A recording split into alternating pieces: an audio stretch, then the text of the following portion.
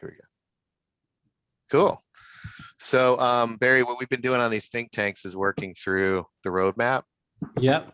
And let me share with you what we, some of the, I'll get you up to speed on some of the things that we've been talking about. And then what I'd love to hear, you texted me yesterday and just shared that you had gone over your kind of your 90-day plan or your 90-day progress with some stakeholders there. And I thought it would be really cool to see what you could share, if anything, from that journey of your first 90 days. Yeah. That's cool. So what we've been working on is our roadmap, and you know, where this is the layer of the journey. So we actually have worked through the 10 milestones here. So we've been at this for 10 weeks and working through 9 and 10 now. We have gone through each of these and worked through and validated all these steps pretty much along the way. We've also had a couple of side journeys, a couple of side trips around maturity model. What is an orchestrator? What are the attributes of an orchestrator? Barriers to being an orchestrator. What is the capability of orchestration and what's the value of orchestration? Yeah. Which actually Mark and I talked about. So Eric hasn't seen this, but on the last call we had this this discussion about like, what is the value of orchestration? Yeah. And Mark, do you want to share a little bit about the conversation that you and I had? Because we whiteboarded out a whole bunch of stuff and then you and I synthesized it into this slide last week. Yeah, I think what we what we started was with were some of the I don't want to say activities in that whiteboard were some of the capabilities. There were probably 15 or 16 different capabilities, right? And we said, well, okay, well, how do we then have a conversation around this? Boy, I tell you, forgive me if I'm blanking about what we, you know, how we got into it. We started here, right? And we said, well, look at all these capabilities, probably more than 20 of them, right? And how do we begin to talk about what we do or how we approach it, or what was it? I think was it outcome based? These are the outcomes that we were looking to bring. Yeah, and he drew that picture of kind of like the umbrella. And yeah, and we drew kind of a, you know, an umbrella that said, let's look at the ecosystem, if you will, and how do these capabilities fit in? And we talked about, well, you know, under innovation, what do we do? Simplification. Simplification was one of the, was the other capability. That's right. Starting to come back to me now. Yeah, and we put them into, oops, that's not it. Let me go. Yeah, and we ended up putting them into this thing, quality. Yeah, here we go. We had conversation quality. We thought that was, you know, some of the outcomes, I think, of what we did, our capabilities, right, was innovating, the right practices at the right time. That's right. We talked about, and all pointing in again at this. All the capabilities that we were doing were helping to, you know, help the commercial experience, which again was what sales and marketing were doing. Yeah, so we had this one journey. Of our capabilities, you know, big time was decreasing seller burden at the top. That was a, you know, big thing we came up with. Yeah, so we had this hour-long conversation, and it was like, okay, if we're gonna say, hey, sales enablement people orchestrate things, and we role played it out, it sounded like, well, we're an overlay to everybody else, which is right. You know, not necessarily good. And then it also sounded like, well, we tell everybody else what to do because we know our shit and they don't. And obviously that's not a good way to come across inside of a company. So we were like, well, maybe orchestrators provide some sort of missing capability. What is a capability? Well, it's an ingredient. It's an ingredient that can be assembled with other ingredients to drive value. So what is the capability of orchestration, and what does a CEO get for that? You know, and that's what we were thinking about is, well, the CEO gets visibility, they get the ability to drive what they need to drive, and they get some sort of structure that's known. And also they get results such as freeing up salespeople by simplifying commercial processes, improving the quality of sales conversations, developing right practices, not just best practices that everybody else is doing, but right practices for the company. They're also, they could innovate, you could have as a CEO, you could have an innovation portfolio in your commercial system to try new things for like with strategic accounts, and you get pipeline velocity. We'll own pipeline velocity across sales and marketing if we did it right. So how do we position ourselves as something more than, we're barking orders at people or showing up to meetings and waxing poetic about what salespeople really need?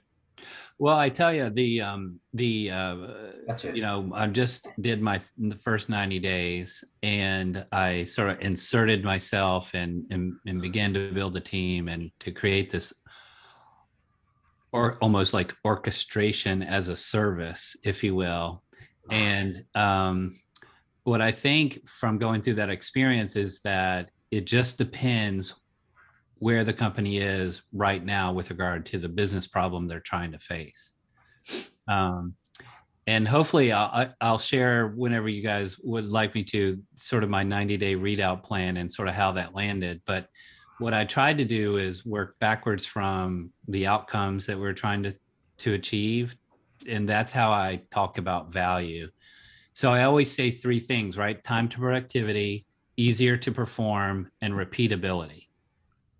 And then what I did was I aligned components of the sales enablement charter to each one of those things. And so as we're running the initiatives, we're always essentially focused on those things. So for the most important one is time to productivity. And so the value of orchestration in that component is what the sales team said to me was, I can't believe we finally have a single entity sitting around all day long thinking about enablement. Because before it was everybody's side job. Now it's actually someone's actual job. So the value of enablement as an orchestrator in that world is, this is anecdotal, and we're actually paying I think it's SBI to run a formal study. But the anecdotal data is saving RVPs 8 hours a week, and then saving marketing, all the time that they have. So it's really about saving folks time and about impacting the specific sales metrics like easier to perform and time to productivity. Mm-hmm. And so it's like we could actually call my function the sales orchestration function rather than sales enablement. Mm-hmm. But yeah, I like that. When so I time go to into productivity, easier to perform, and what was the third one? Repeatability, what ends up, Yeah. it's that whole rinse and repeat component, right? So you go into the AT&T account and you blah, blah, blah. Now, what did you do? Let's find an account just like AT&T and run that same play. Mm-hmm. Yeah, so it's this idea of focus and dedicated focus almost too, is what I'm hearing. Yeah, it's instead of enablement being everyone's side job, now it's somebody's full-time job. Mm-hmm. And then what are the metrics we need to hit, which is time to productivity, easier to perform. So that's time back in your day, whether you're an RVP or a seller or what have you. And then repeatability, rinse and repeat.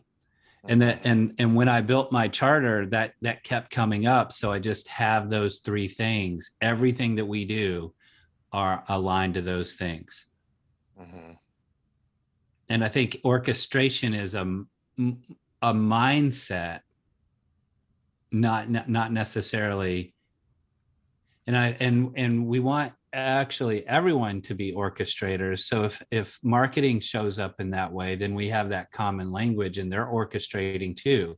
And if even product management orchestrates, then we're all sort of aligned to that orchestration mindset.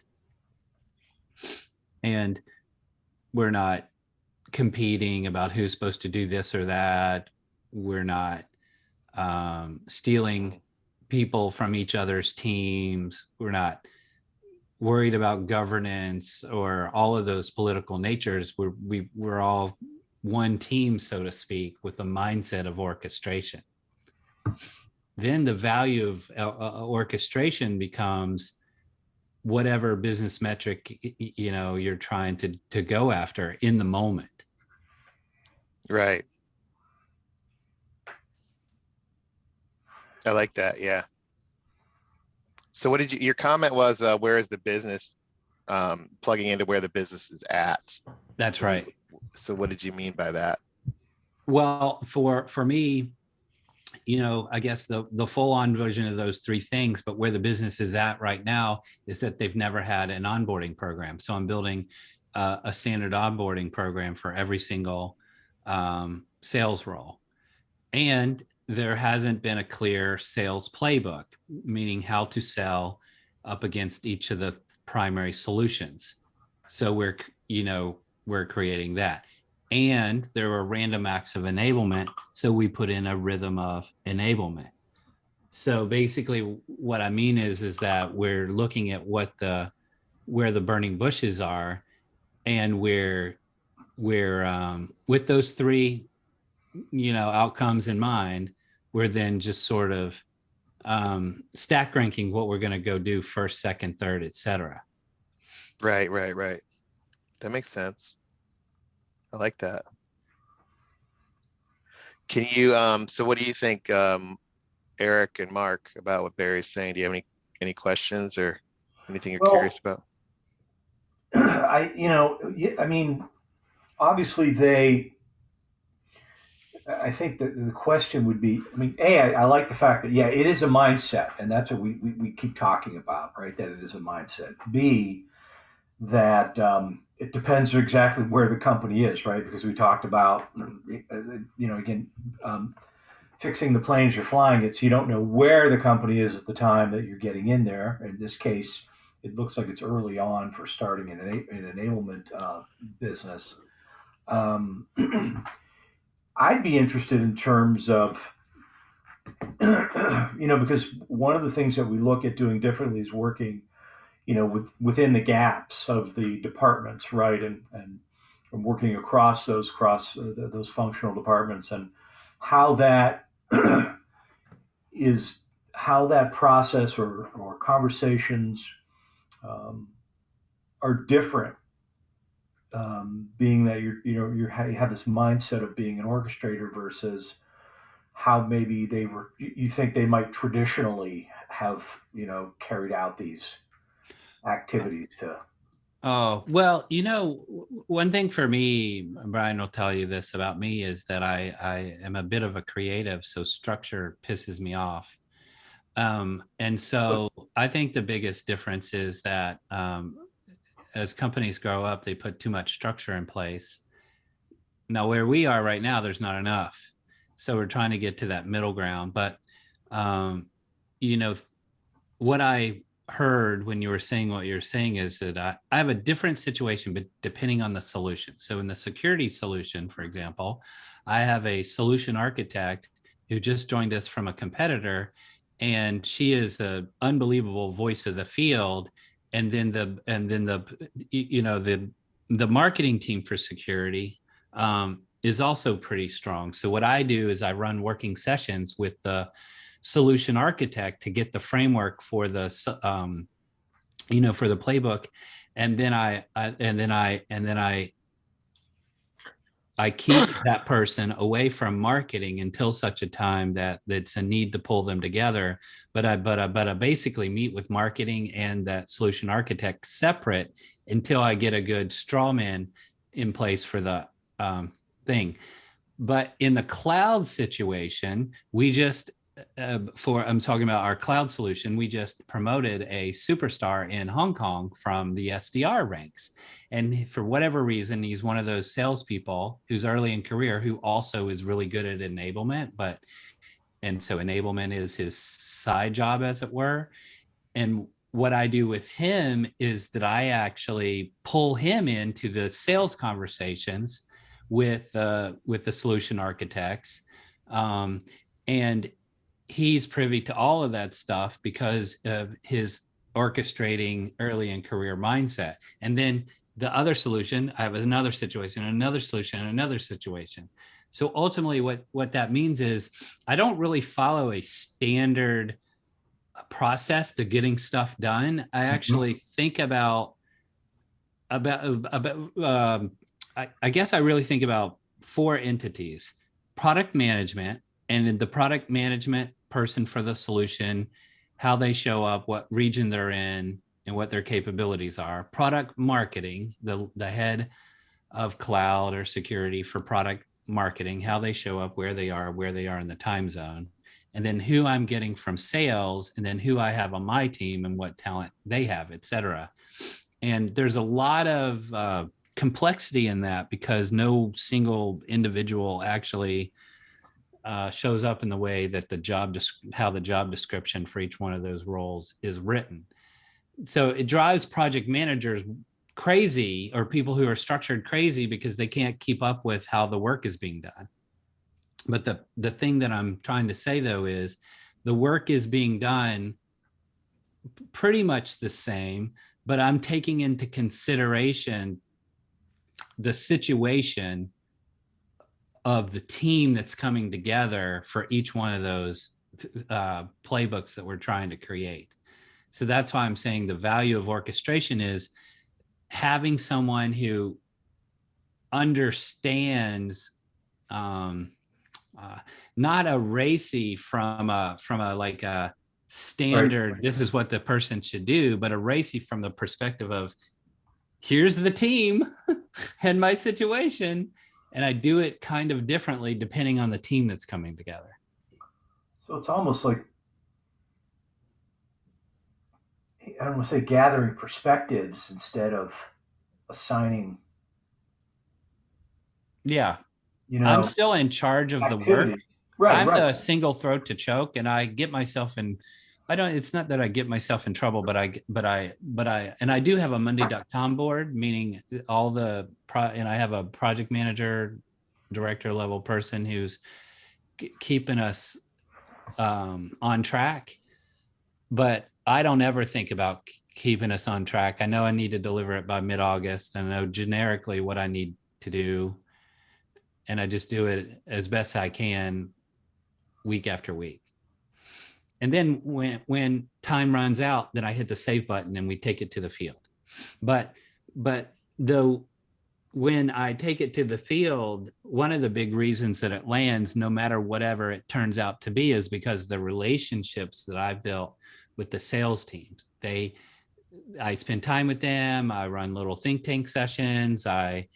When someone sends me a note, I gain access because they said, like, I just got off the phone with a lady in Singapore, and that superstar that I was mentioning who lives in Hong Kong, and I ran a little session with them, and then without telling their boss, invited them to a bunch of, working sessions next week. But if you reach out to me and you're saying something needs to be true, then I turn that around and I pull you into the project right in the moment.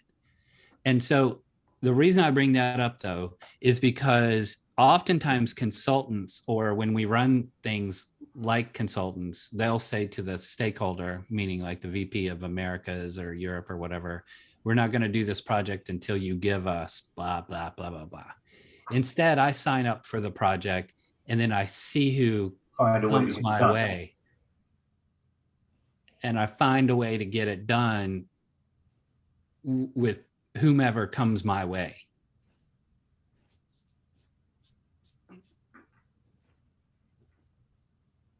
So one of the questions I have is, what do you put in the middle? What's the outcome in the middle? Well, to me, it's still those 3 things, whatever they might be, which, by the way, those 3 things, right? Time to productivity, repeatability, and easier to perform. Mm-hmm. Those are the outcomes right now. But as I go into the next fiscal year, which will be next May, then it'll be something different, because I will have already crack the nut on time to perform and repeatability, and it'll be more about, probably about, innovation and um, Mhm. um, and product launches and whatever, doing everything I just said, with partners, but to me, the middle part is always the business impact that we're looking to make. Yeah, and that's what like what is that impact? And one of the things that we talked about on the last call is the evolution of sales enablement into commercial enablement, and then the evolution of commercial enablement into, sales productivity officer, where you can measure the investments in sales and marketing and determine the impact of those investments based on, sales growth or sales results.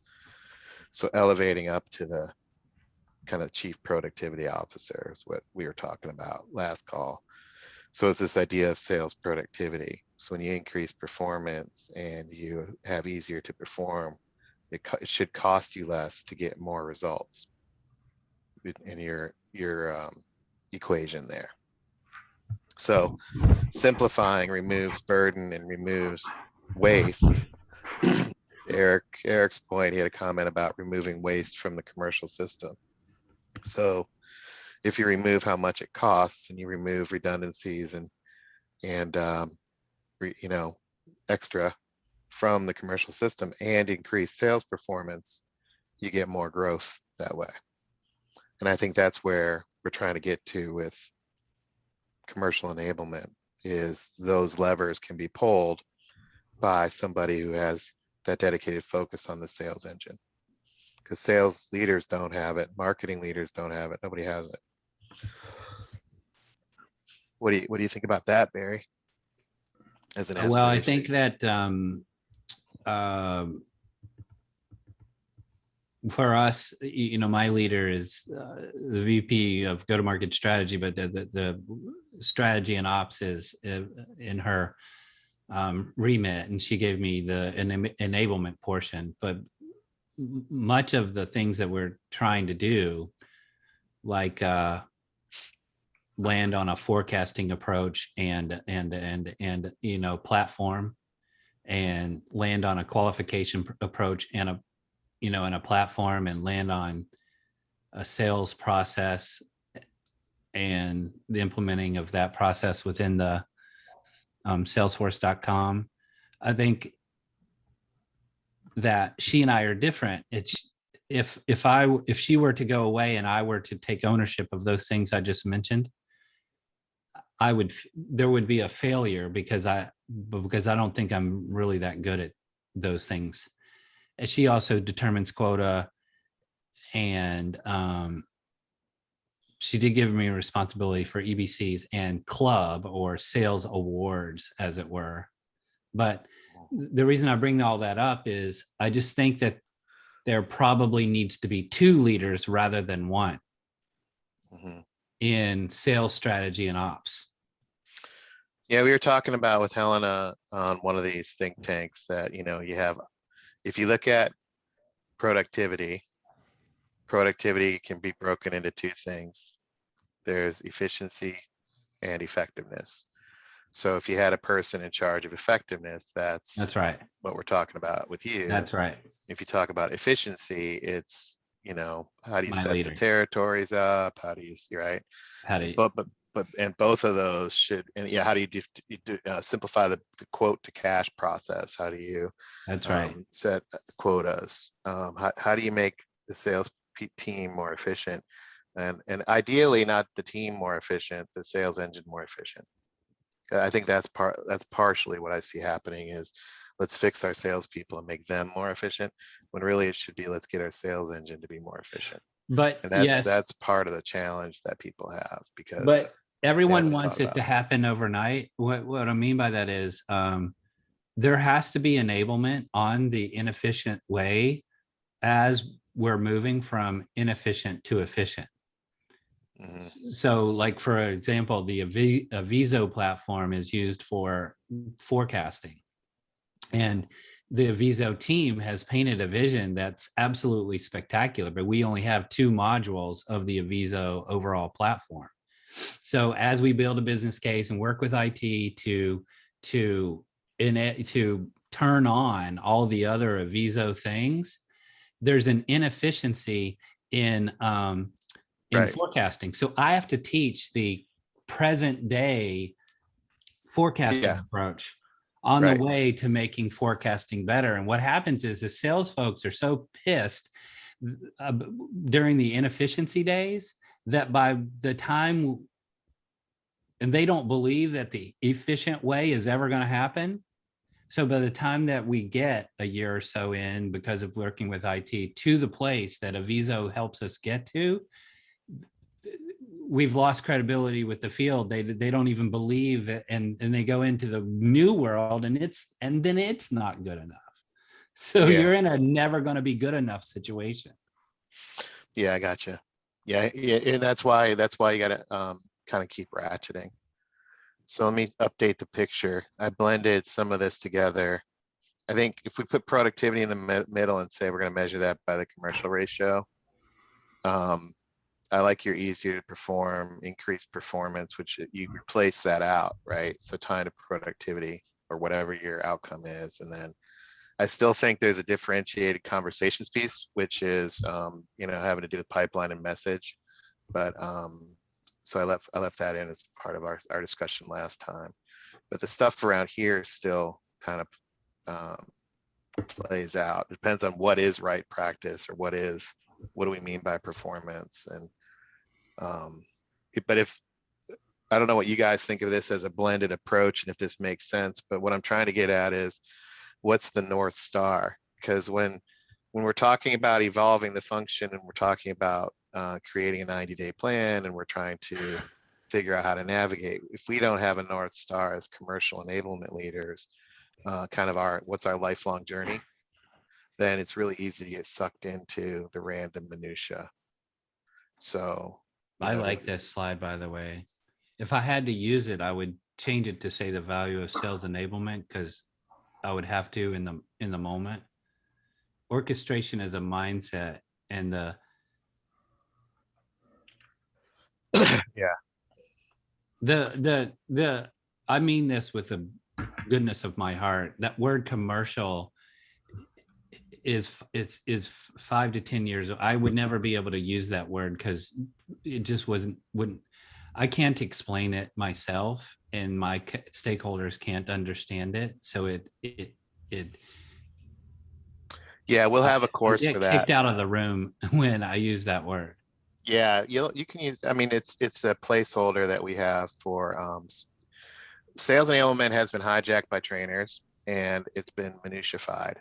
So to differentiate, orchestrate sales will go drive commercial enablement, which we know is yet another evolution. But we're trying to create the delta force within sales enablement. So if we associate ourselves with sales enablement, we will be automatically 95% of the time, relegated. Because I mean, I get job description. You saw that job descriptions for commercial or sales enablement is just tactical BS. I understand what you're talking about with Elastic. They have a different definition of sales enablement, and I don't really care what the term is.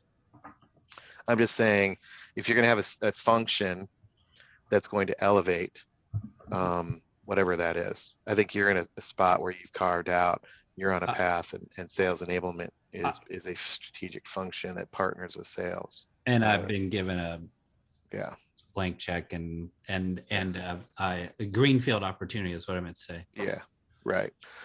So so I will say, what is commercial enablement? Or what is the commercial system? That's a whole other thing, and that's part of the challenge. Is that piece hasn't been layered into most companies, and Santucci spent a lot of time on that piece of it. He breaks any business down into an engine. There's either the strategy system, the portfolio system, or the commercial system. So we're leaning into that to say, you have your strategy system to figure out where you're going. You have your product and portfolio, which is your engineering teams and your stuff you're building. So where are we going and what are we building? How do we sell it is commercial system. And commercial system is marketing plus sales and, customer success, if that's part of the revenue side of the commercial side. Wow. So it's just a three-legged stool any company is. So we're leaning into that to say commercial enablement is about that leg of the stool. Okay, that's it. Have you calculated the commercial ratio of Elastic? I did a while back, but I can't remember what it is. But we should do that. Yeah, we should do that. And you guys should track it, and then you and what's your boss's name again? Erica. Track it and see how you're doing. But I can send you this slide if you like it. Yes, It's just very. the challenge of this is, well, not the challenge. We want to have a North Star for sales enablement on a journey. And I don't think you've seen our maturity model lately. We jazzercised it up with There it is. Yeah. and so what we're trying to do is up here at level 3. That's what we just spent our time on is what's this North Star up here? It would go up here in the top right. And I would put that up here, the thing we just built. This guy. So that's what we just spent up there. So how do you, most sales enablement is here. Yeah. And then we built this roadmap that we've been going through and for 10 weeks to get over to here. Nice. Right. So that's what we've been messing with. And you move from response enablement to commercial. Yeah. And sales is in the middle based on, okay, I'm going to do talent enablement. I'm going to do pipeline here, whatever, right? However you want to do it, or it's both. That's all the how. But as far as the what and the why we're valuable, this is what we're trying to get to. And this is the orchestration orb. This is orchestration over here. It's the blend of people, technology, process, and information. You have to orchestrate to get up to here. So this is orchestration down the side. Orchestrators do this. Yep. And it is what I'm trying to do is have, the gap between strategy and tactics, the stratacution. Yeah. Trying to build out stratacution as a thing with orchestration as the capability. So orchestrator is a mindset, orchestrator is a role, orchestration is a mindset, but it's also a capability to get all this stuff done. You have to orchestrate because your org chart's not going to work. The org chart view, you have to replace it with something, replace it with orchestration capability. Build horizontally, not vertically. It's a thing. Oh gosh, I really like this because if I could get this slide right, I could be able to share how FY22 is level 1, FY23 is level 2, etc. Mm-hmm. Yeah. And then you need X people here, Y people there. You need this investment here, that investment there, right? It gives you structure. So I'll send this stuff over. Oh, using that? Okay, because I just need to yeah, we want to put it in play. And then what we did was yeah, just close the loop and let us know how it works and show us yours back, right? Like we just built out. We also built the op model. So we took the op model, we turned it into a fan. That's awesome. So we've been playing with this too. We had a whole meeting on these components. And these are the components that you're familiar with from when you and I used to work together on stuff. Yeah. On that. Yeah. And I said everything. The name of this from service management to business relationship management. That's the only change. Oh, you did? Oh, okay.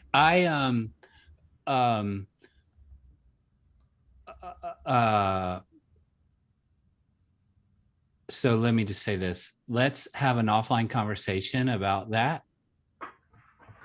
Because I may have opened a door for you to set up the structure for that for sales strategy and ops. Okay. Okay, cool. Yeah, let's talk about that. I'll send you this stuff in the meantime. Also, what I'd love for you to do is so you texted me and said I had my 90-day review, and I'm Yeah, like, you want to you see know, the slides? yeah, I'm like, get your butt on the think tank and share, man. Okay, well, No, we have that's not what I 15 said. minutes, right? So let We me have bring till up the the bottom of slide. the hour, but if you only have 15, that's fine. However much Okay, time you have. I'm trying to get I'm trying to get the finance team because what happened was I went into my one-on-one and we were having a conversation about EBCs, and I was given the ability to hire a director of EBCs rather than an individual contributor of EBCs. And so I'm trying to work with the finance team to say, hey, I just got the ability to hire a director rather than an individual contributor. So how do I get that in Workday so that I get the job posted? That's cool. And that's what I need to go do as soon as the lady pings me. So what I wanted to do, so the way, can you see these slides? Yeah. Yeah. Is I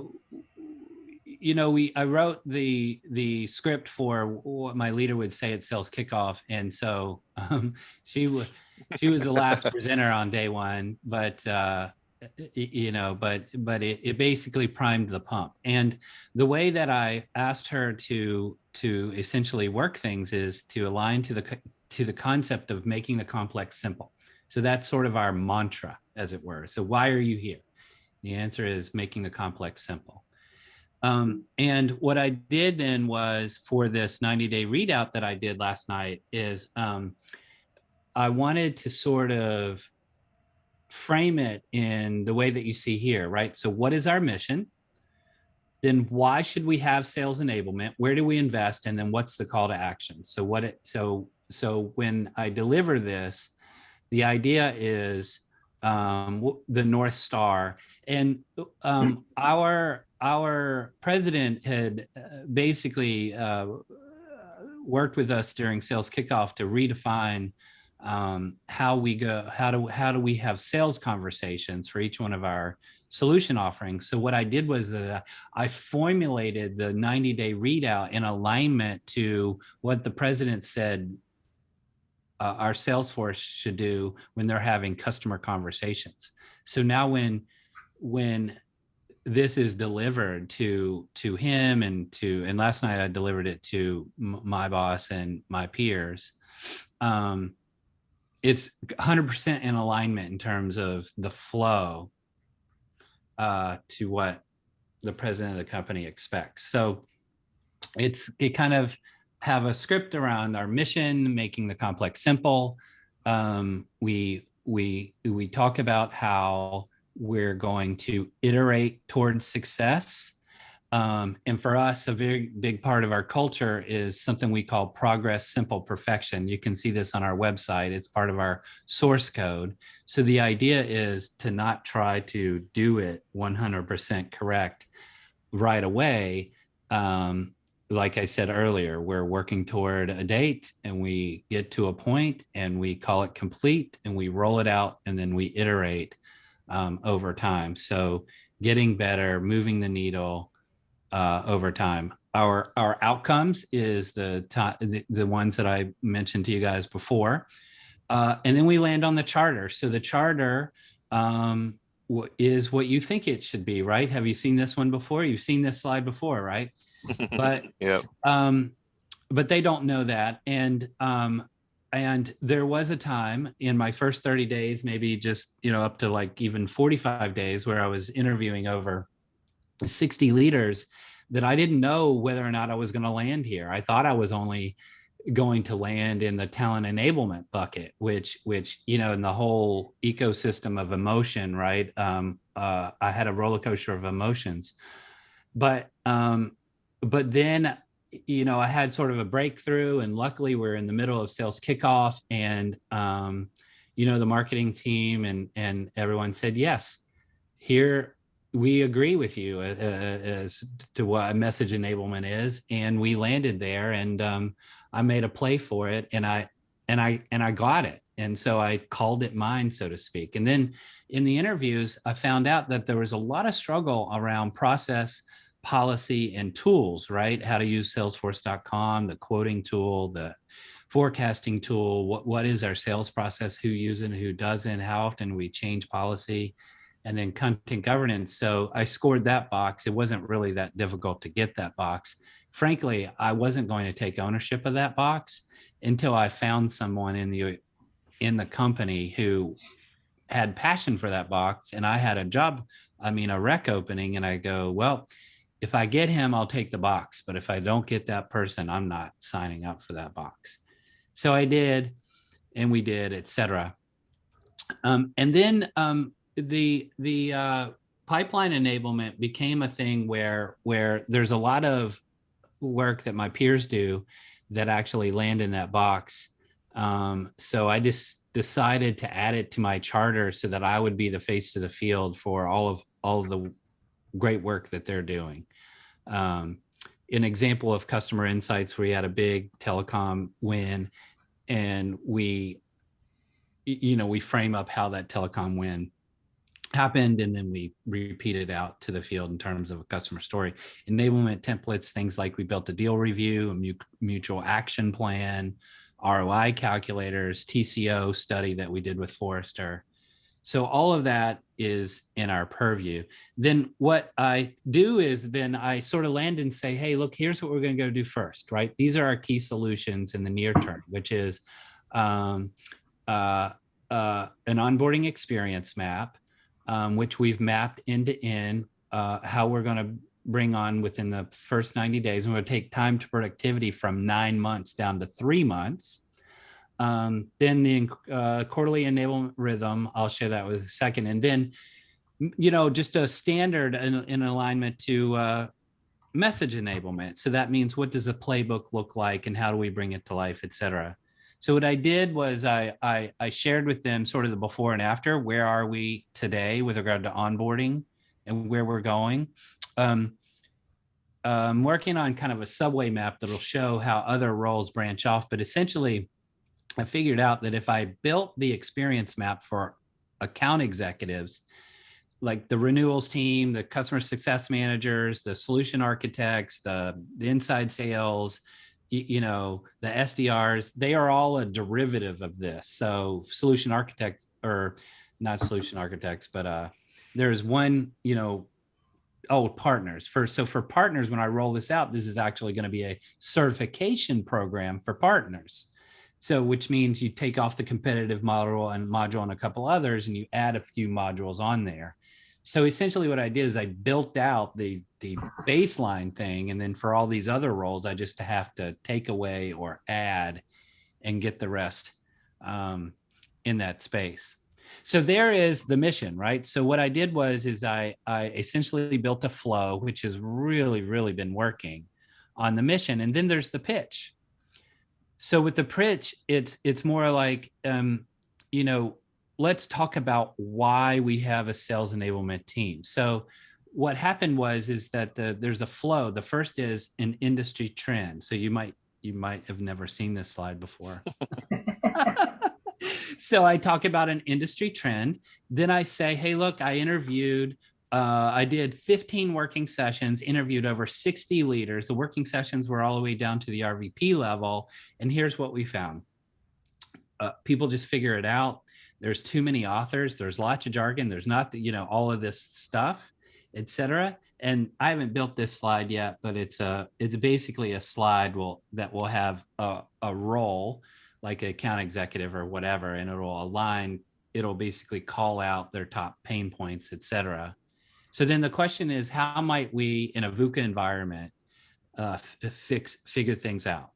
And you might have seen this slide before too, right? So this is how we're going to be orchestrators. And actually, when I did it last night, I said, I didn't know I was doing my 90-day readout, but let me tell you what this slide is saying. It's essentially saying there are a lot of folks who are trying to touch the field, who are building content. Our role is to package that all up, put it in a layer so that we increase adoption and make a business impact, all supported on a given technology. And you know what's funny about this slide is that even though it wasn't yet built, it actually landed really, really well. With your boss.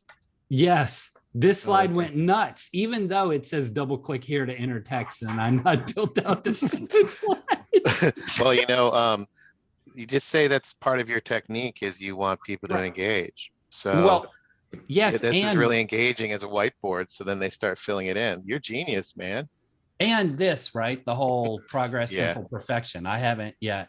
So that's one of the things at Elastic we do is that we really don't get caught up on misspelled words or the fact that we announced club and forgot the partner team. And we just don't. So Yeah. after this, where I land is I said, listen, where do we invest first? Right. So instead of putting like this holistic budget together, I know what we need to go do right now. I know we need to double down on MedPick. I know I need to staff up to support all the hiring that we're doing. And I know that in order to be successful holistically, that we have to have a field leader development place. And they were like, yep, go do it. This is approved. And then oops, that's the wrong call to action. And then I had a call to action. I lost this. Lorem Here it ipsum is. dem. Yeah. Yeah, then hang on, that's supposed to, but you know what I do though? Essentially that's it. I land on the call to action. But Yeah. The ultimate story to this whole thing, right? So if you go back to this piece, I essentially lay our mission, then I give the pitch, then I say, look, here's where I'm going to go spend money. Speak now, or I don't actually ask for the money. I actually said, this is where I'm going to spend money right now. And I'll come back to you and tell you where I'm going to spend money next. And then I say, because the president always says, what help do you need from me? And so I always have a call to action. That's it. Our mission, why we're here, where I'm going to go spend money, what I want you to do. What do you think? I like it. One quick thing was, and for Eric and Brian, what Barry mentioned was, yeah, again, the showing progress. And I think we talked a lot about that in earlier think tank sessions about just showing progress, if I'm not mistaken, in what we're doing. Hmm. And I think Yeah. that's highlighted here. So that's interesting, obviously, to see. Yeah. Yeah. You've got a lot of actions that you've taken. You know? You thought about the design elements of how do you design these and be intentional. I think it's a great, hey, look, I got off to a fast start, right? Like this is my fast start, 90 days. I got my head around me. I still think you probably need a bit of here's where I'm going, here's my charter, and here's my vision. Will you sign off on that? Yeah. Right? Like because it's undoubtedly a great fast start. And then how do you keep that momentum? It's by owning the vision and socializing the outcomes that you're driving towards, so Yeah. that when things do get harder, or when you do get more scrutiny on a business case, or other people get hired, or you hit a revenue crunch, they're Yeah. not wondering what you're up to, Yeah. and it's clear. But I Yeah. like I'm the glad. initial scope you've got too. That's good. Yeah, and I think I completely agree. Luckily, I hired someone who is better at getting shit done than I am, because I can set the strategy and the vision and align everything. There is an execution arm, and so the way that I set up the operating model is similar to what you showed. I have architects. Many of the architects report into me, and then I have a shared service that runs rich media development, facilitation, learning coordination, that entire blue box right there called org enablement, which I didn't want. I gave it to her, and that person, she runs all of that. And but one thing I wanted to share with you guys, I'm meant to get to, is this rocked their world, and it's so interesting because there's all these random acts of enablement, so there's still randomness, as it were. We're just actually structuring up the randomness. So we're actually having a miniature sales kickoff, for lack of a better word, I wish I can figure out a different way to explain it. But month one of every quarter, we have a solutions thing. So it's like the second week of month one. And we come back together and teach them the playbooks, go through the talk tracks, go through objection handling, all the stuff as it relates to our solutions. But they know to upskill themselves every quarter in month one is going to be solutions focused. Then they have quarterly conversations. We don't have performance reviews. We have quarterly conversations. They have quarterly conversations. They come to an agreement with their people that report into them, and they pick one thing like med pick or forecasting or account planning or something from that onboarding map, for which they'll pick from our library. And then we have leader and team development, which is month three. But there is a lot of randomness because of just the business is always changing. We're building the plane while we're flying it, not building. I don't mean the enablement function. I mean our business. And so I have monthly power hours, and I actually need to change this. We have a lot of things. So monthly power hours, and I get, so from a standpoint of orchestration, like engineering came and said, this one thing is really messed up. We wish that it wasn't, but we need the salespeople to be aware of something really, really important. And so I'm giving product management an opportunity for 30 minutes in one of these power hours to come and announce to the field something really, really important that they need to be aware of. And unfortunately, I get like 3 or 4 requests like that a week.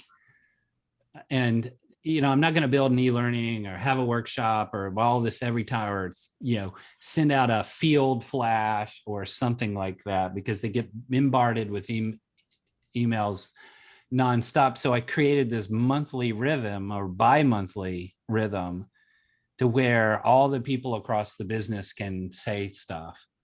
And then every little team has something that they need. So I actually do send my architects to run workshops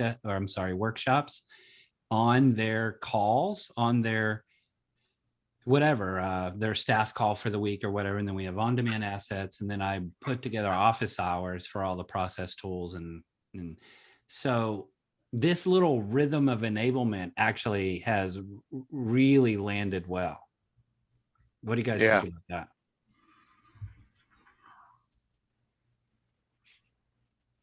Yeah, I like the consistency of it, and having the menu, and then having the set cadence, and then also putting some discipline in to say, oh, you missed the date, and then eventually you can keep tightening that up. It's almost like, how do you train the internal organization to be more thoughtful? Yeah, rituals. Yeah. Oh, you mean we actually have to think ahead? Shoot. Okay. Yeah, or I missed it, right? Or you We'll can't just show up that Thursday afternoon. Now, I mean, we'll see how this continues to go and whether my architects, cry foul, as it were. But anyway, yep, that's where we are. That's what we're doing.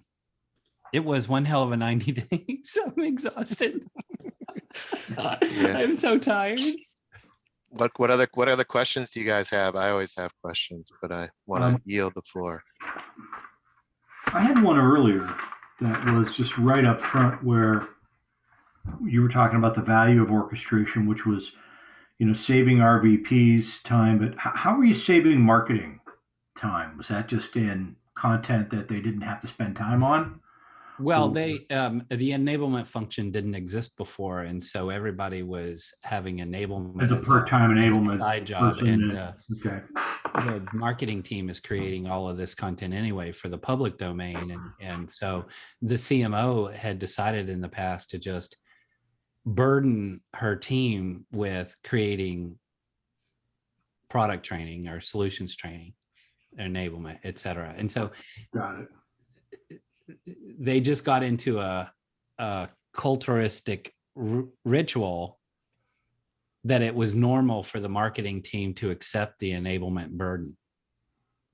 And then, of course, what happened, right? The sales team didn't like anything that marketing ever created, blah, blah, blah. And then I come in and they're like, oh, you're going to save the world. I'm like, See, oh my goodness. and therein it could lie, again, the value of orchestration, because again, if enablement is I don't want to say controlled, but the theme is marketing, and they've got their own approach and their own mindset and their own metrics that they have to meet, and they're driving it, and they're just content oriented and buyer mapping oriented.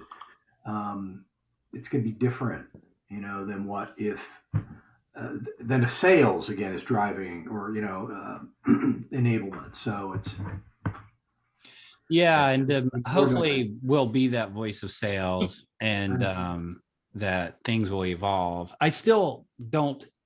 So I just hired a bunch of people, right? And I'm structuring them up and training them up and all that. And some of them are more learning individuals, so they are experts in the talent enablement box rather than message enablement box.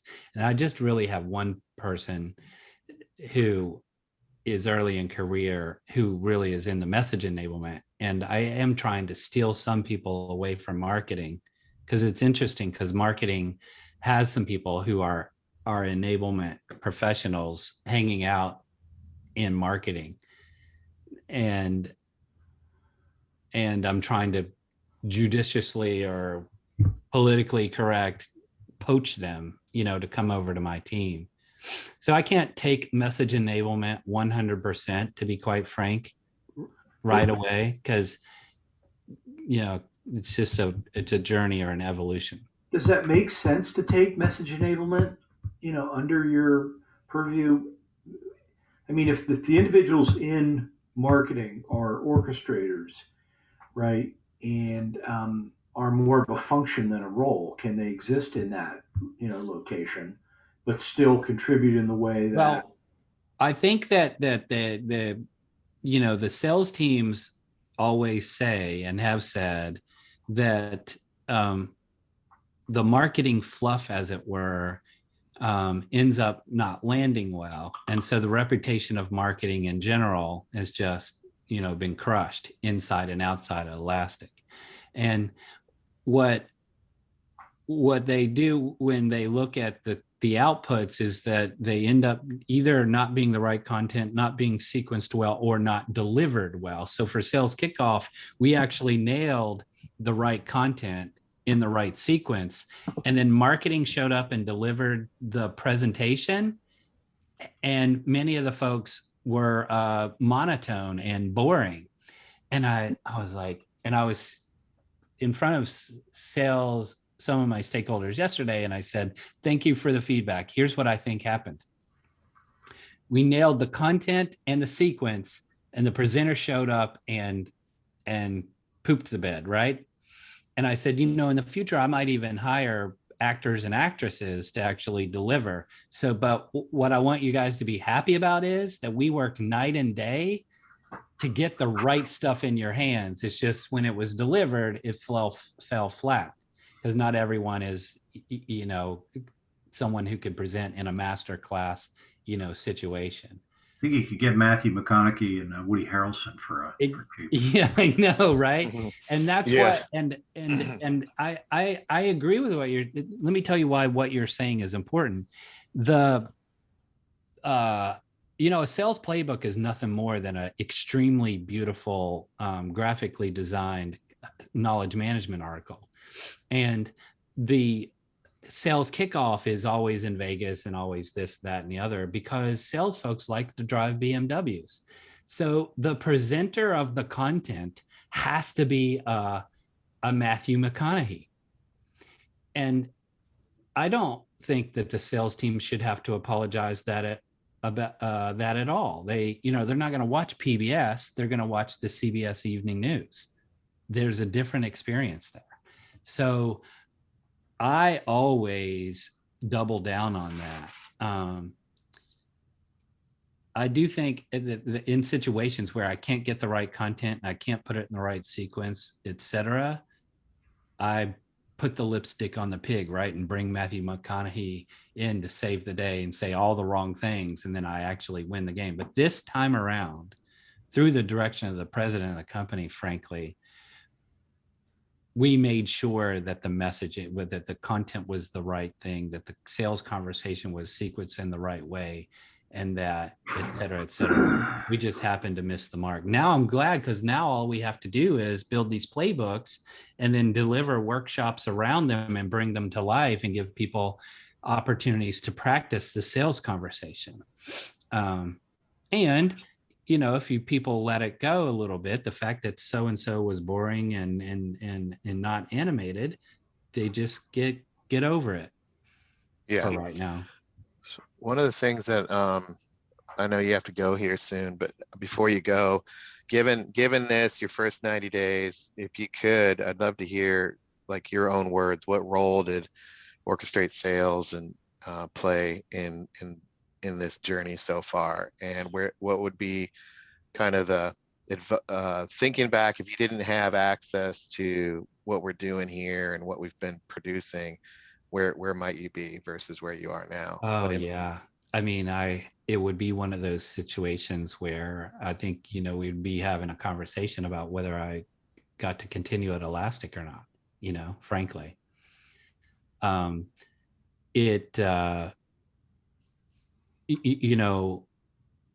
There were, I wish, I really need to write it down, because I want to, or maybe you guys are, and you could build that class and you could train up my team. But I essentially had a roadmap for what I needed to do. Can you bring the roadmap up for a second? Because I want to, what I did was, if you look at the road, you know what I'm talking about, the playbook. I actually once a week would look at that and say, where am I? What am I doing? And what have I accomplished? I have a lot of it memorized, because I know, Brian, we worked on it together. But basically, I said, my first 90 days is about number one. And so what I would do is I would go to slide 75, and I would say to myself at the end of each week, am I doing each one of these things? I didn't do them in order, right? But I just made sure that they were getting done. And then that helped me ensure that I was sort of on the right path. And then I would go back to the first page, and I would say, I just actually did, number 12. And I thought to myself, well, should I have done that or not? Was that okay? Or why did I do that? So this gave me a roadmap to make sure that I wasn't random. And I will tell you that while I probably played the hero role, I wasn't random in what I did. So the biggest value was you helped me stay in line with what needed to be done within, to be quite frank, what is a very short time period, 90 days. Then when you look and you saw the slides that I leveraged, right, whether it's the industry trend or the how we package things together, and I listened to the recordings that you guys have put together, especially when Scott and Brian would show up and deliver things, like the bridge story where the folks were dying because they got the bins and everything. So I listened to those stories. I built slides up against that. And I actually would use like the bridge story and the prototyping, thing about how we move forward. I would actually use those slides in conversations, one-on-ones with VPs and above. So all of that to say, if I didn't, and I filtered out noise. So I'm always getting emails from HighSpot and always from Showpad, or or someone suggests this book or that book. And to be frank, I narrowly focus on this playbook, because if you're not careful, you're reading all that other stuff and you can really get confused. So my hat's off, and just let me say thank you, because without this, I think we would I wouldn't have gotten the message, which I shared with you yesterday Mhm. about how Yeah, well it's going, et cetera. I wouldn't have the stage. I wouldn't have gotten, and I've been given a lot of things which aren't supposed to be in the charter, like running EBCs right. and You setting keep up the inheriting more stuff here because yeah. they're like, can you do this? Can you do this? Can you do uh, this? Yeah, yeah, and I'm meeting with the head of our Elevate program in an hour, and HR facilities to figure out what cities, Mountain View, DC, and London, that we're going to build physical EBCs. And then it didn't work out well from a club, from the sales route. You know what club is, or you go to Hawaii and all this, top 1% of sellers, this and that didn't go well. And so then I was running everything so well, and they gave me club, and they gave me yeah, sales kickoff. And yeah, so then, yeah. Yeah, so that's the VP of broken things. You just had to be careful. But I think what you have is you have a structure to fix it, and you're pushing back to say, I need more people. I can take that on, but here's what I'm going to have to stop. You can have those trade-off conversations so that they well, every don't time I just go to dump it on. prioritize, they give me more headcount. And I know it's a growing company and that won't happen forever. Right. But Well, yeah, but that's good though. Head counts. I mean, if you, as long as you have a plan, et cetera. And I do have to get to the expand phase before I run out. Like, I think yeah. it's only a year of, yes, I'll take it, but I need more headcount. That only can happen for a year, right? That can't happen longer than. Well, I think that's the value of the roadmap is being able to toggle. So Phil said the same thing. He goes back and forth. He zips forward, he zips back, and then he grounds, and then he double clicks into 9, and then he comes back to 4. It's very organic. This is more linear than that. Yeah, But when you look at the evolution, kind of the all up roadmap view, it's like multifaceted. You could say, look, in our evolution here, you're level 1.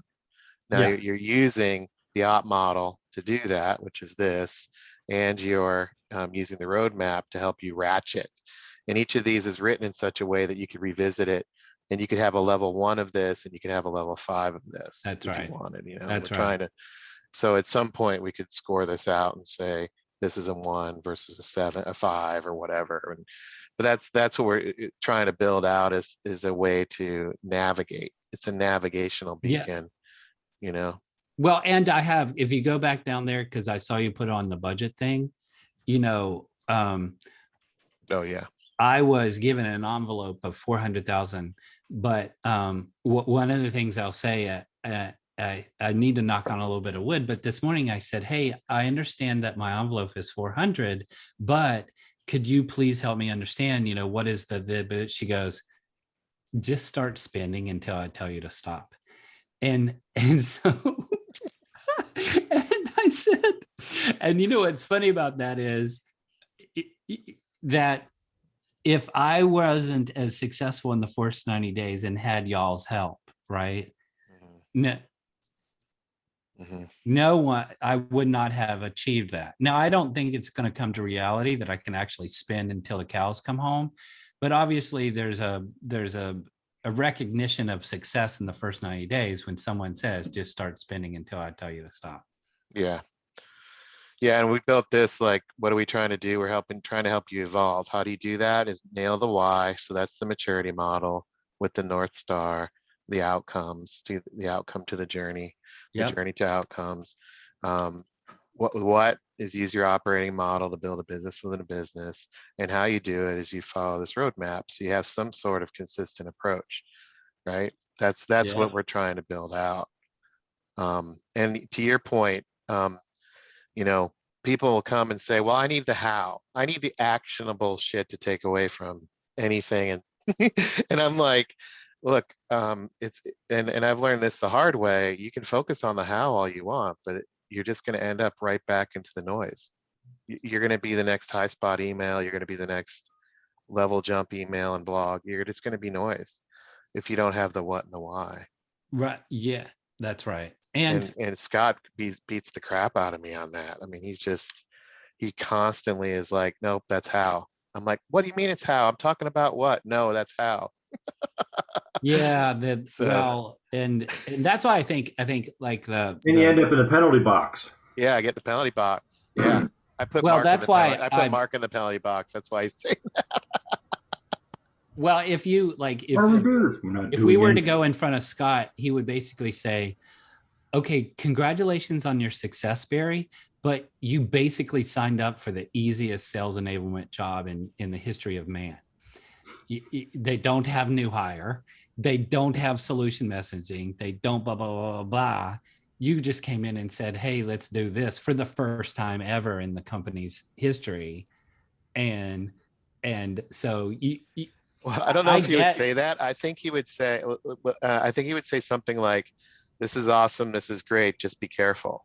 Like we have seen people that take it on, and then they end up taking on everything, and it's really hard to do everything well. It's about really being able to land and execute more than it is about the breadth these days, because you'll always be able to get more breadth if you execute well. I think he would say something like that. So your breadth, your story is super awesome. The risk to it is you started out, you thought you were going to be in one pillar, and in 90 days you have four, right? for and And club and EBCs. right, that's what he would be reacting to the most, to go, okay, probably be, one, be careful. Two, what's your plan? And three, start saying no to some stuff, because part of the sales job you have is to be a bit, elusive. You want people clamoring for your services so that you can have the business trade-off discussion. So just execute on whatever you take on, and don't be afraid to say no. I think it would be something like that. Don't be the BP of broken things. Be the VP of sales. Brian, leave it to Brian to always pull me down from my success. That's Yeah. so funny. I'm sorry. I No, try to that's do it in a okay. nice way. He's good at doing I that, isn't still he? high five you. What? Well, you know what? I'm so I hope I say this in a way that could be tweeted out. I've never worked for a company as kind and collaborative and showing up with positive intent as Elastic. It's one of those times when you say, okay, cool, man, this is really great. It'll be a point in my career, which I'm always fond of. But it's really, really rare to have people showing up the way that they do at Elastic. Yeah, And that's cool. I'm going to try to study think about through why that is. Yeah, and I'd love to be able to have that kind of environment at Orchestrate Sales. Like, Sounds people like can there's a show up, book in the making. be authentic, share what's going on. We meet people where they're at, because I Yeah. think there's so much judgment and there's so much jumping to the answer in sales and sales enablement. There's no space to even be yourself. Well, you know what one big factor of it is, and this was at Cisco too in the early days, is the folks who you're working with and around are the best of the best, but they're not afraid of being, they're not afraid that you're going to take their job. They are comfortable in their skin and confident in their talent. I think that a lot of the negativity, politics, and toxic culture things that happens in companies are because there's only so many people to go around, and so you need to hire people. So those companies, like Fortune 50 companies, for example, they hire a lot of people who are afraid that they're going to lose their job, especially when they see somebody of great talent. At Elastic, what happens is people recognize your talent and your strengths, and they explain what their talent and strengths are, and we just all see. Now, we're not as organized, it's a bit chaotic, it's VUCA, etc., and we're growing up, but I mean, people are, and just like Cisco in the early days, you're like, where'd you go to school? Oh, Harvard and Yale and Stanford and now Berkeley. You're like, "Oh, Florida God. State. Where did you go? Florida State." You're like, well, how'd you get get hired. You know, you're like, Yeah. I don't know, but Yeah. as inappropriate as it may be to say that, I think that is a thing. Hmm. I think Well, you that also have a really good product. You get recognized for the impact you guys have in competing in your market. There's external variables. Your CEO is very, very much a product visible. person, but he's also engaged, like, and he's not too ADD. He seems to Oh, be and he consistent. is brilliant. He's one of those most brilliant humans on the face of the earth. And then he hired a president who is also in that space, right? Hmm. A guy who is funny and brilliant, and he's setting the direction and setting the example. He is working an awful lot. But yeah, it's just very, very interesting about how when you Well, take toxicity, politics, and competition away, mhm. what can a company actually accomplish? Yeah, yeah, the environment matters, The culture matters. Yeah. And you know what Elastic is? It's very interesting. We have the source code, which is published on our website, which means what are our aspirations in terms of the corporate culture? But oftentimes when folks write that, they publish on their website and stuff, it's an aspiration. And um, you don't align to it when you get into a hiring, when you're trying to hire in a lot of people.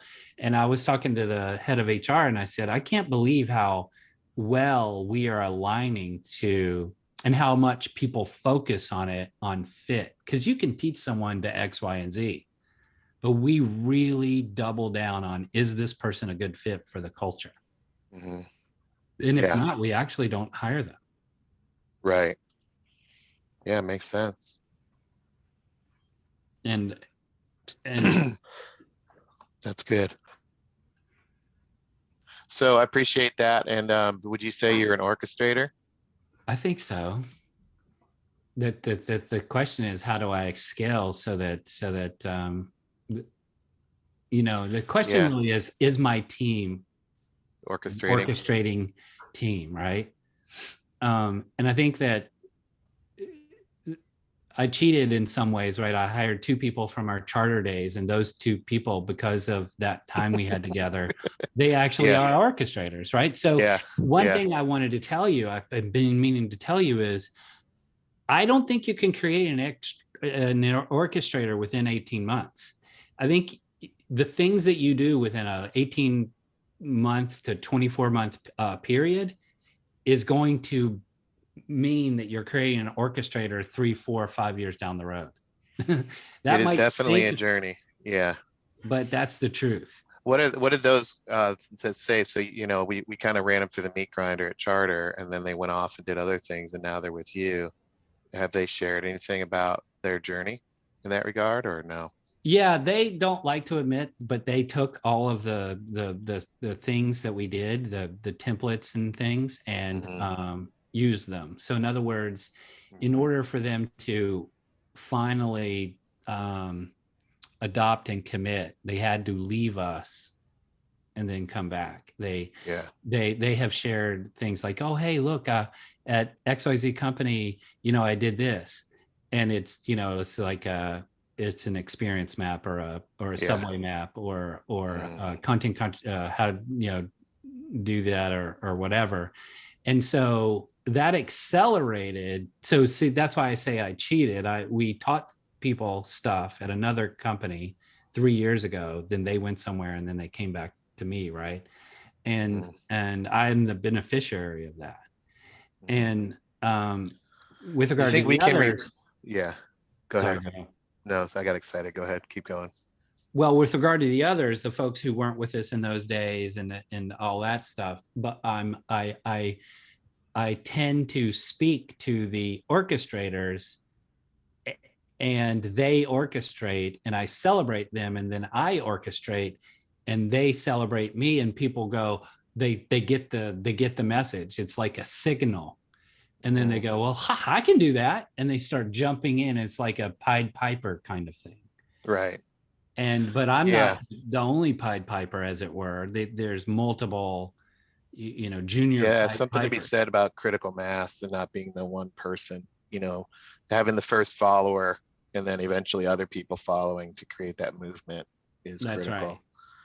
So that's so at Orchestrate Sales, what do you think we should do with it to help create more bench strength, orchestrator bench strength? How do we build or create more orchestrators? Or do you think that's something we should focus on? This is what I think. I think you need to create replicas of like you and me and Scott and whomever else, right? And then put them somewhere. Mhm. And I think that you should narrow your focus. So instead of actually, and this may not be driving revenue for you, but I'm just sharing with you what I think would work best. Mhm. You guys focus on a select few. Mhm. So orchestrate sales, as it were, or the think tanks really are meant for, it's like when the military or some of those movies, right? They create this hero. Well, I'm Mhm. sorry to use that word, but or whatever. But then they send the hero out to then multiply. Right. If rather than orchestrate sales trying to reach the masses, orchestrate sales, I think, should narrow in on the few. Yeah, absolutely. Yeah, that's what we're definitely doing. And then when you do land, maybe we can build things that help you scale, so to speak, orchestrating, you Yeah. know? And I think for me, I figured this would be true. I had to go in a hole for 90 days. I really couldn't, I just Mhm. couldn't. Yeah.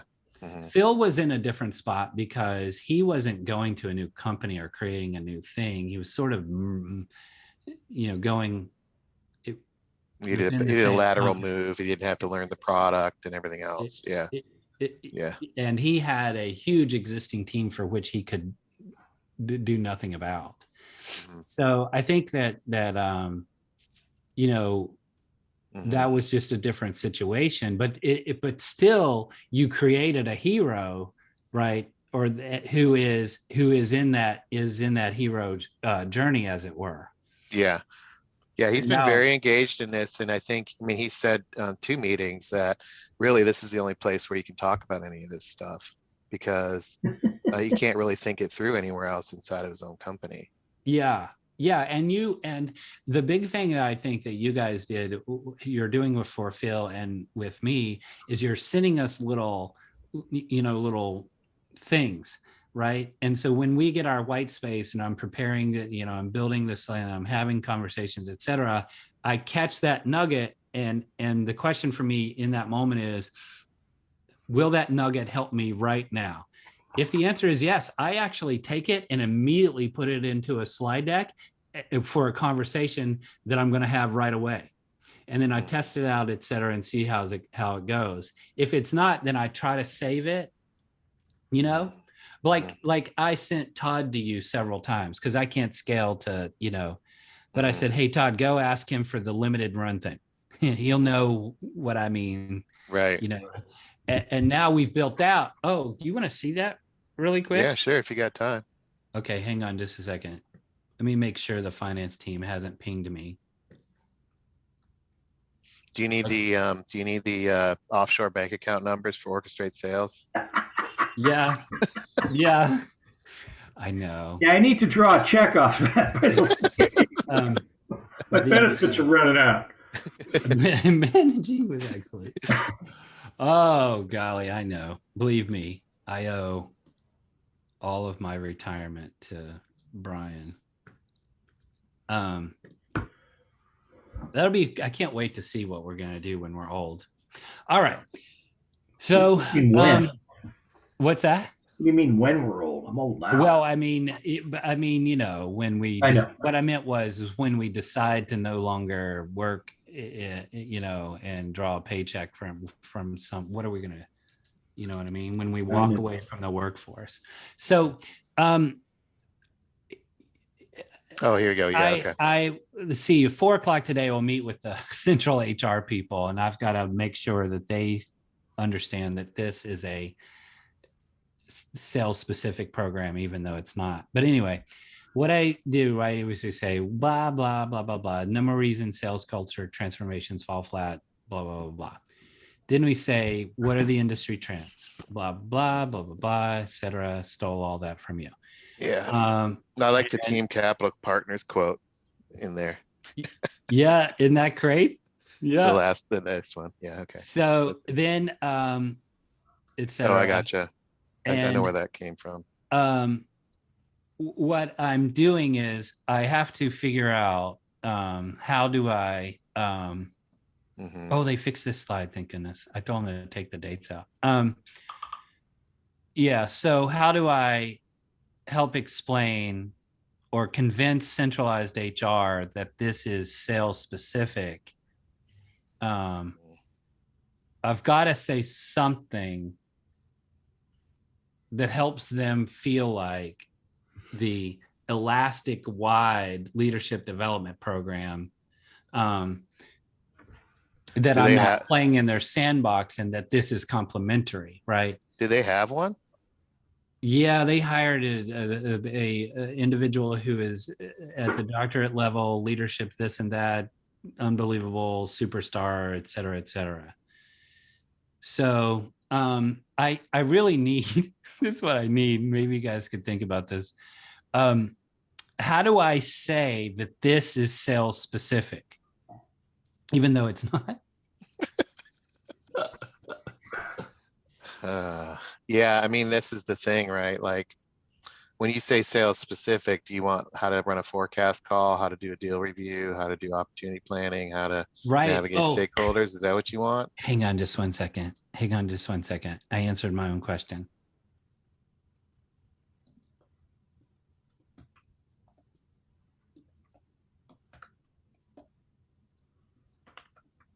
Sorry, guys. Barry had a immediate fire drill, so we were brainstorming yesterday, and he's got a meeting today. The way that I'm going to do that is I'm going to say that this is about sales leadership, and what Central HR is doing is about leadership skills. Yeah. Well, so there are a couple of sound bites. Let me pull this up. So I like where you're going there, because first line manager training would be, let's get belly to belly with salespeople. Let's do sales coaching.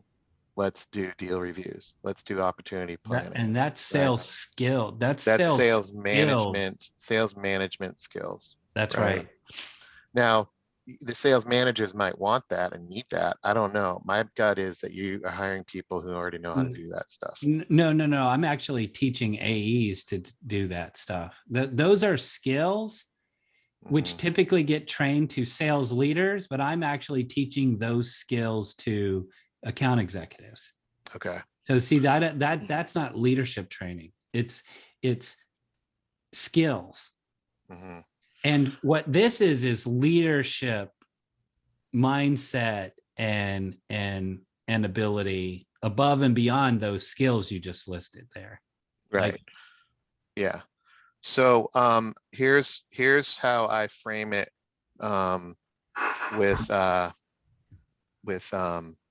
with people, and part of it comes from the idea. So let me share. So yes, that talk track works, and that should make sense to the leader dev people, what you're saying. Yeah. If you had two columns and if you said functional and sales. That's right. And at the top you put leader, and at the bottom you put manager. Yeah. And then you put skills at the bottom. Yeah. And you put this concept of philosophy or whatever mindset, environment. How do you create the environment? How do you create the mindset? How do you become a leader? Right. And then you go, well, what's the value of leadership? What's the value of management? Here, sorry, I'm using my hands like I'm on a whiteboard. So some of this stuff, if you guys want to be on for this, you can. Sorry, the think tank's over, but we're still think tanking. We're still think tanking around a specific thing. So if you guys want to drop, you can. Or I'm going to grab some lunch. I haven't eaten all day, so. Okay. Barry, great seeing you. Hopefully you can make some more of them. Yeah, my friend. Absolutely. Thank you. Enjoyed it. Thanks so much for the contribution. Oh, I mean, it's nice to meet you. And listen, I'll see you again very soon. All right, be good, guys. See ya. See I'm you, gonna need Mark. to Thank you, bounce Mark. too, guys. All right, thanks, Eric. Yeah, All bet. right, See you Bye, next Eric. time. I'm gonna stop this.